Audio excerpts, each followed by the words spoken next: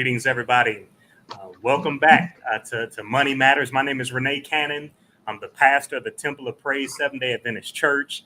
And I'm back again with our resident economist, Dr. Walter Simmons. Indeed. Yes, indeed. Great to be here. Great to be here.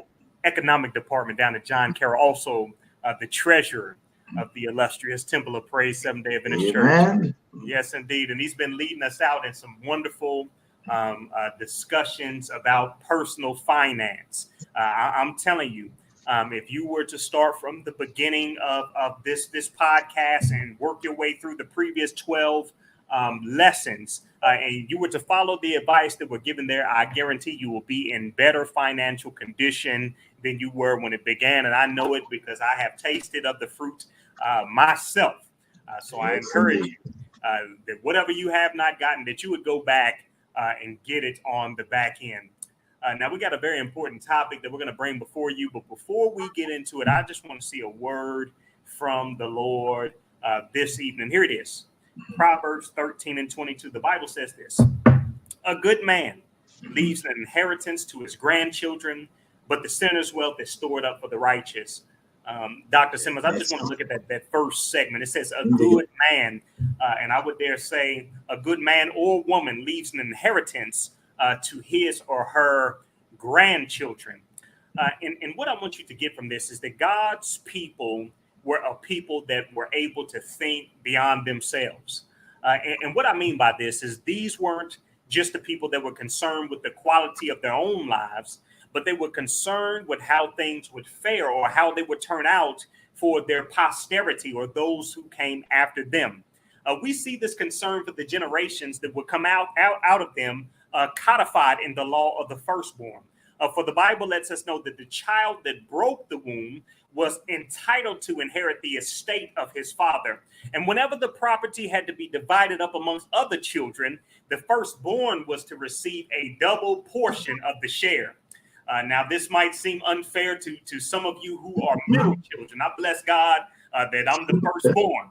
It might even be for the baby child amongst the bunch, Doc Simmons. Yes. One thing that you should take from this is that these people were very aware of the funds that they were leaving behind for their children. And just as they were prepared, you and I need to be prepared, because say Jesus returns, we will all one day die. And if the truth were to be told today, we have no idea when that day will come. Therefore, it is important that we get our affairs in order, not sometime down in the future, because we don't know what the future holds, but it's important that we get our affairs in order today. Now, with those things being shared, I want to go ahead and open up the floor as Dr. Simmons takes us away about how to get your affairs in order. Yes, Pastor, indeed. Again, welcome to all. And I want to start by posing the question: what type of legacy are you planning to leave behind?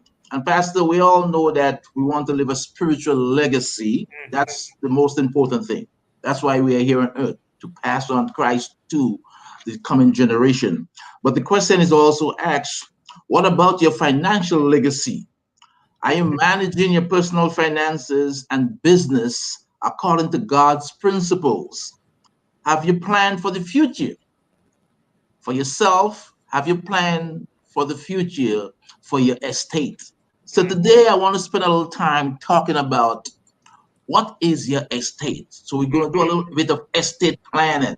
So we're going to talk a little bit about what are some of the things that comprises an individual estate. And then we're going to talk about how do you protect that estate. So we're going to talk about wills and some trusts. And then we're going to ask ourselves the final question: what are some of the things, right? What are some of the mistakes that we make? So to establish that financial legacy, we must identify what we own. So when we talk about our estate, consists of basically 5 things. We talk about savings and investments, right? And Pastor, we talked about in previous podcasts, we talked about our budget. We talked about saving. We talk about investments. The other thing we need to talk about equity. You know that the home purchase is one of the biggest financial investment we would ever make in our life. That equity in our home, again, that's important. That's part of our estate. And just to be clear on this equity idea, can you tell us what equity in a home actually means? Well, equity means what is the value in terms. So, for example, let me give you an example, Pastor. You bought a home, right, for $100,000, right? And you know that, let's suppose you purchased that home and you borrowed the money. You borrowed $100,000. Well, today the value of your home is $150,000. Well, you pay back the 100,000, so you have some additional equity of $50,000. Now, if you bought the home cash, well, the equity is 150,000. So we say, and since home values tend to appreciate more than they depreciate, although in the past couple of years we've seen a lot of depreciation in home values, but today we see again that home values they're on the rise again. So we said, so equity, and most of us, the largest investment most of us will have will be the equity in our home after 15, 20, or 30 years. So we get to retirement. Hopefully our home is paid off, so we can sell or we can pass on that equity to our children, our grandchildren. So it becomes wealth in itself. Right. Gotcha. So we've created additional value. And then we talk about all other personal property. You have rental property.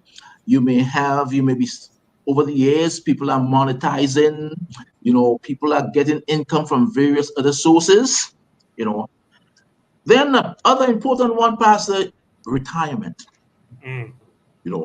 We can't neglect retirement. That's, apart from the home, retirement is one very large component of our estate, because most people, they work, they put money towards either a pension plan or a 401k, a 403. We put money towards those things, and we hope that when we retire, we'll be able to delve into those things. And retirement plans, we have the traditional IRA retirement, whereby you don't pay the taxes now, but you pay the taxes when you retire.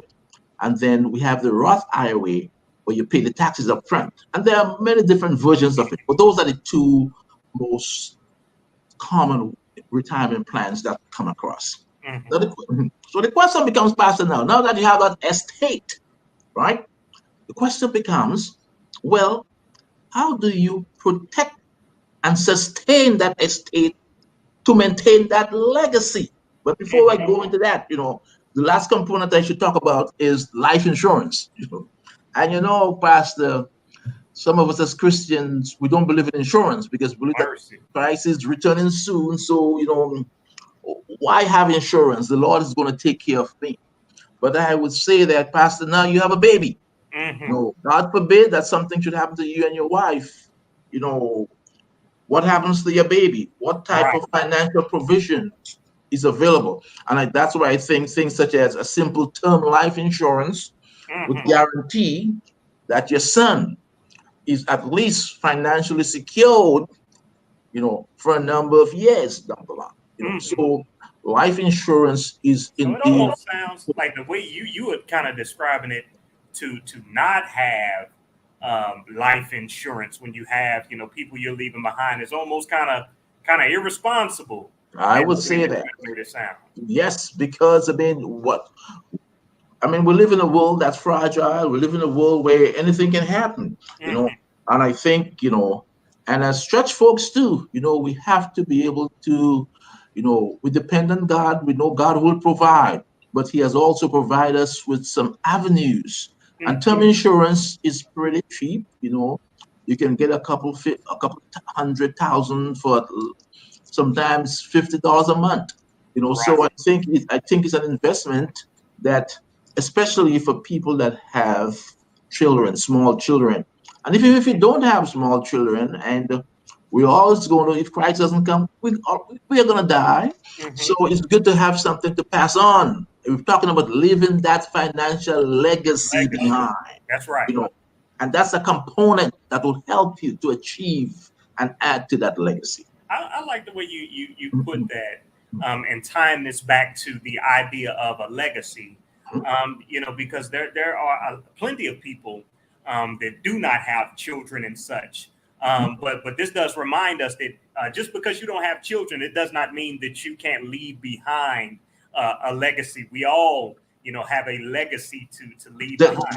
Definitely. And we as black folks, we are perhaps we don't have that legacy of giving. Hmm. Well, maybe because most of us didn't have much to give. Right. But now, black wealth has increased tremendously over the last couple of decades, Hmm. and we have to think more of legacy because we consume a lot. We are enormous Yeah. consumers, but we do not think about leaving that legacy for our children, for our grandchildren. And it doesn't have to be for our children and grandchildren, just for the future generation. Man, No. that thing is deep. Yes, And indeed. this is a way, this is thinking ahead. A lot of people, because now that it's all starting to come home for me, when I've seen some people that make it to certain ages and they're able to receive certain monies, or they're able to go off to colleges and such, many times, those things, they're able to afford these things because people have left things for them when they have gone on. Definitely. Right. Definitely. And we're going to get into that again because what you find is that the college that I teach at, John Gallin, I meet a lot of students and they said, oh, grandpa had a trust fund, and then, we meet our typical African American student. Well, they didn't have any trust fund. So we have students graduating tuition free. They graduate, their parents give them a home as a graduation gift, or the Wow. granddaddy give them that. And we sometimes we are starting off behind, you know, and those things are very important, even within our church. We have to think in terms of the legacy. We have an older population, they may be passing on, and and it would be, it would be nice to know that the funeral expenses and so on are taken care of, Hmm. by the family. And that's what we're talking about. All those things, funeral planning should also be part of your estate planning, Hmm. because sometimes we don't want to think about dying and we don't Yeah. prepare and plan for dying. But you know what? We see it a lot. We see the evidence every day, every year, in That's right. churches. That's right. So That's we right. need to take care of that. So Pastor, we have all these things. So we have the estate now. So it comes now. How do we protect it? Because if you want to continue the legacy, it means you must have an instrument Yes. to sustain that legacy, and that's where we come to the will. You know, the will. And if I should ask how many people have a will, I can guarantee you, maybe less than half Mercy. have a will. And what a will is saying is that a will is just basically telling the government, telling the probate court how you want to distribute your estate, what you own. That's all it is. Because if you do not have a will, the state or the probate court will decide how your estate will be distributed, how it will be divided. And remember Prince, remember Aretha Franklin, all of those guys died without a will. Then all of a sudden you have brothers, sisters, aunts, uncles, strangers popping up. Everybody can now make a claim, you Right. know, To your estate. of a claim to your estate. And the main thing about the will still go through probate court. Hmm. But if you have a will, the will tells the probate court how you want your estate to be distributed. Without the will, probate code and state law decides how your estate will be distributed. So we have to be careful with the will. Now for wills, I would recommend that when you make a will, I would go to maybe a financial planner, uh, uh, I mean, an attorney or somebody. Because sometimes you can always go online and pull something down, and some states will, you know, it's legal in some states, it's not legal in other states. I'm not a financial advisor, but what I can tell you is that make it legitimate as possible. Okay. Get somebody to sign it, get a witness. If you, and not all state would recognize handwritten will. So I don't know what's in Ohio. So I say I'll get a lawyer involved, I'll get an estate planner, a certified estate planner involved to help me with that will. A will could be one page, it could be 2 lines, it doesn't have to be elaborate, but make it official. And you can go online and see what an official will is, because that's very important to have. And then apart from will, there is a trust. And a trust is just like a will. The difference is that if you have a trust and your estate is within that trust, there is no probate. You avoid probate, So again, and people do trust for more, maybe they have more elaborate estate, But again, that's an option that you have, And I think where trust comes in too, because Pastor, you have a young son, and you may say, well, hey, in case I passed away, I want that boy to go to college, So, so you may say that, okay, he was only going to get that money if he goes to college for 4 years. If he doesn't go to college for 4 years, no money for him.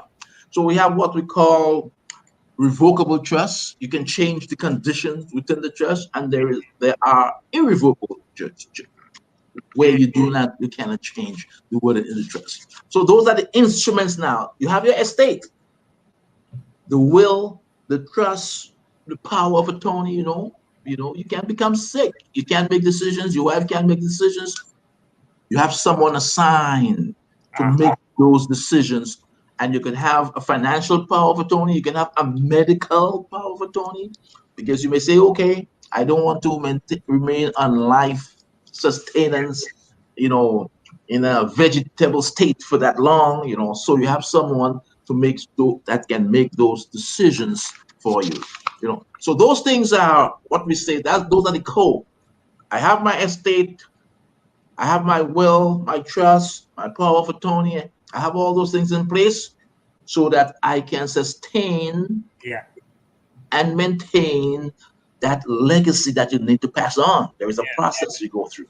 So that gives you your protection, like you were saying. Correct. Yes. That thing is real. And one of the things that kind of hit me beyond, the example you gave with Prince and such, is this thing. It cuts down on a whole lot of arguing. Yes. That's one of the things that. Yes. And family feud.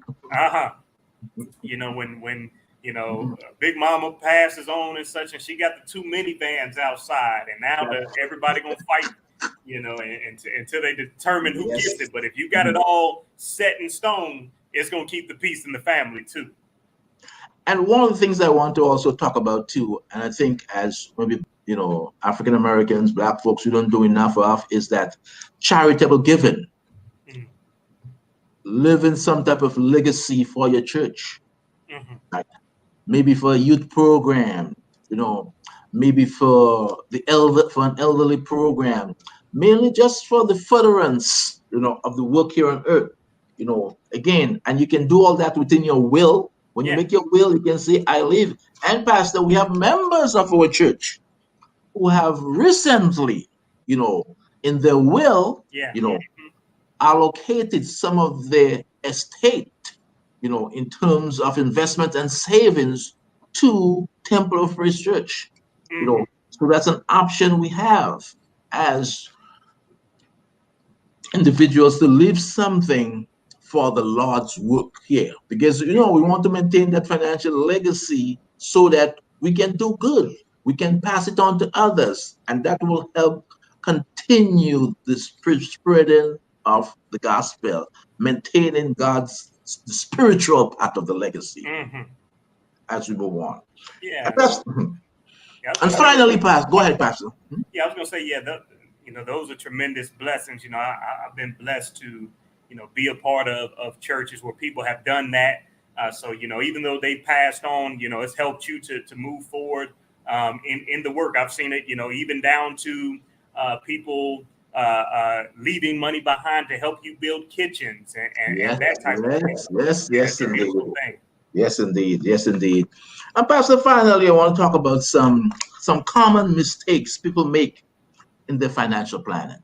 Some common mistakes, you know, and it goes back again. The first one is failure to set goals. Remember, Pastor, we talk about that good old budget. Yeah. That's my, we don't have a budget, we have no goals. You say without a vision, the people perish. Well, That's right. you as an individual, you can perish. You don't have any goals. You're just floating along.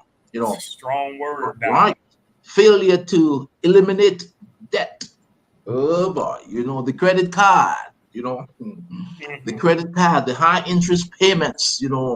We are not intentional. We think we live in a society now where before decades ago debt used to be a taboo. But now they look at you crazy if you don't have debt. Oh yeah. I mean, people, you don't have any debt, you don't have any credit, so and we know the consequences of debt, and we know that we have to live in this world, but there are certain debt that we don't need. I mean, mortgages, rental, we have to have those type of things. So we need those. But a lot of things that we consume and using that plastic, we have to be intentional. Failure to match investment with personal needs, and again, sometimes, we often look for the quick fix. Yeah. And there's a lot of scams out there. You gotta be careful. The quick rich scams, tell you that you can do ABC and become a millionaire, and they'll demonstrate to you that I've done it. I know people that have done it, but believe me, you may as They got well. this thing going around on the internet. And they'll write you in the inbox and they say, if you send me, $600 and such, within this amount of time, I can send you back 12,000. They That's start right. showing pictures That's of right. people's accounts. Yeah, you send that $600, you never gonna see that money, and you ain't gonna never hear from them again. And definitely, but we still have vulnerable people out there. People are still motivated by the quick rich, little work but a lot of gain. And then we talk about the failure to allow for inflation and taxes. Pastor, this one, we live in it today. You saw what the Federal Reserve did today. Yeah. They hiked the interest rate. Inflation is a disaster. I'll give you a case. I don't know if I mentioned that before. I remember a couple of years ago in the 90s, I went to Ghana, and I went to the bank with $100 to convert to Ghanaian CDs. That's the Ghanaian currency. I walked out with over $1 million. That was the first time I held up. But the question was, my $1 million can only, a Coca-Cola was $50,000. And that's a good example of inflation. Lots of money purchase but they can only purchase a limited amount of goods. So you have to. That's why it's important to have investment. Because assume that inflation goes up to 10%, and you have your money sitting $100 sitting in the bank. Well, your $100 is no longer $100. Your $100 is now $90. Yeah. In terms of purchasing power. So we have to be aware of that. We have to be aware of that. Man, they were posting. I saw one of my friends. He went to the grocery store and took a picture of a bag of chips that they used to be $3 or $2.99, and it's since moved up to $5.99. Double in price. Thinking, right? I remember 100% increase. And I used to go to the store. I would go to the store with $1. And with that $1, I would get 2 bags of chips and I'd get a soda. But one day I went to I got up to the counter with the 2 bags of chips and the soda. But the cashier told me that the chips were now 35 cents, and it messed up the whole little snack meal. That's right. Since then, it's only gone up and up and up. So yeah, you're right. You have to account, which I haven't thought about that, but yeah, you absolutely must account for how this thing continues to rise. Well, think about it now. You used to fill up your car with, let's say, $50. Well, the price of gas, let's say now, is $5. It used to be what, one something, two something, $2.50. So now, if you have to fill up your car, you got to pay $100 now instead of $50, and that happened over the next couple of weeks. Right. So those are the type of things. Another one is that failure to have realistic expectations.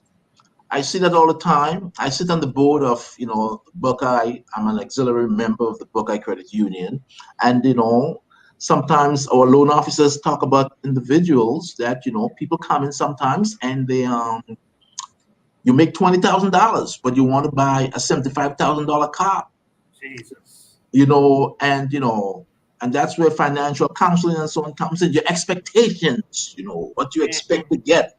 That a deal like that will put you in jeopardy. Right. But people leave, with that mindset. Failure to set appropriate level of risk. And that's important too, because most of us are risk averse, Pastor. Yeah. We're going to take the sure thing. But again, we try to avoid risk as much as possible.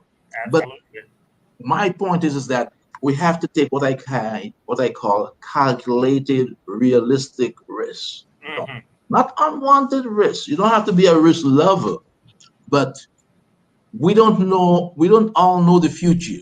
We don't have perfect foresight. We know the future in terms of the spiritual outcome, but for the financial outcome, there are some uncertainties. Right. So we have to try and minimize as much as possible the risk, but we have to take some elements of risk. Also, we have to diversify. It's important to diversify a portfolio. And what I'm saying here, I'm talking about it in a holistic way. So, for example, you can have some real estate investment. You can have investment in the stock market. You can invest in your own, educate yourself. So that means you diversify. I have investment in real estate. I have money in the stock market. I'm doing my hustle on the side. So if one thing goes down, So that's what we mean. That's good. Don't concentrate on one thing. And as the final one, I would say, failure to seek competent, objective counseling. You can't do all of it by yourself. There must be accountability. I teach my young people that also too. Investment and innovation club. You have to have someone accountable. Husbands, wives, spouses, they must hold each other accountable. Individual, if you're an individual, have a friend. You say you're going to lose weight, tell someone and let them hold you accountable. Otherwise you're going to flop. That's because right. Yes, you need that reinforcement. So accountability in financial matters is also important. Because if you just think you're going to do it alone, it's simple yet very difficult to implement because it takes a lot of discipline to do. But that's what God expects from us, Pastor. And as Christians, we're not only talking about the spiritual component, we're talking about the financial component, leaving that legacy. So again, we say you have that estate, you protect that estate with the will and the trust and so on, and you avoid those financial mistakes. And depending on God for guidance, for wisdom, for knowledge, we keep moving forward. When we leave this earth, we would leave not only, we definitely leave that legacy behind. You have heard it. I really appreciate, everything that is being laid forth, really to help us to concentrate on, that primary question you've been asking: what legacy will we leave behind? And by not focusing on that, it's altogether possible to not leave behind any legacy at all, except for memories. But we do want to leave something tangible behind for our people. So I thank you for all that you have given this evening on this subject. Now, one of the things we always promote here is that, when you've heard something that is good, that you would pass it on. My grandfather, he always said, the way we get ahead as a people is not by hoarding information and such to ourselves, but, it's that each one teach one philosophy. And we can do this by passing it on, because we're not, when he talked about down towards the end of this about having competent, objective counsel, that's what we're getting here. We've got an expert level of counsel that comes forth from Dr. Simmons. So we're encouraging you today to pass this on, because I know that this is something that is going to help somebody. It's going to change somebody for the future. I guarantee it. So you can pass it on by sharing this. You can send this link to one of your friends or family members. Do whatever you have to do. Also, if this has been a blessing, you can be a financial blessing to us by giving. You can do this if you got Cash App. Put in our cash tag, Temple of Praise SDA Church. Leave in your notes how you would like to bless us. We got several things that we have for you to give towards. You can do your tithe or your offering there. We have a window fund and such. Dr. Simmons, he is running in an investment club. He is also even the founder of the Jenny Clark Scholarship Fund that helps young people and such. So you can write there in the note line how you want to give and be a blessing to us. You can also accomplish this by visiting www.adventisgiving.org. Type in the Temple of Praise Church. Once you click there, you can go to local offering categories, or you can give to the conference, or you can mail it in, or even visit us. We are the Temple of Praise Seventh-day Adventist Church. We're located right here, 1985 Green Road, Cleveland, Ohio, 44121. Now this here, I need you to pay attention to this now. This is going to be the last episode before we have a small break, and we're going to be cycling through some reruns of previous episodes. And in the break, I'm very excited to announce this to you. Dr. Simmons, he just said, look, if you got a goal, you need to tell somebody so they can hold you accountable. So I'm going to tell everybody, what we're planning on doing. All this information that Dr. Simmons has been putting out, we're going to compile this and create a book and a workbook that people will be able to get for your churches or even for your personal lives in order to get your finances on track. So we're going to take a few weeks and start getting those things in order. And then we're going to come back with a fresh set of new topics that are dealing with issues that we are particularly facing in this day. You got anything before we sign out, Doc? No, I think that's a good plan. And, they expect us to deliver, and we will deliver. Yes, indeed. We got you all to hold us accountable. But again, thank you so much for tuning in with us. Indeed. God bless, and we'll be with you next time.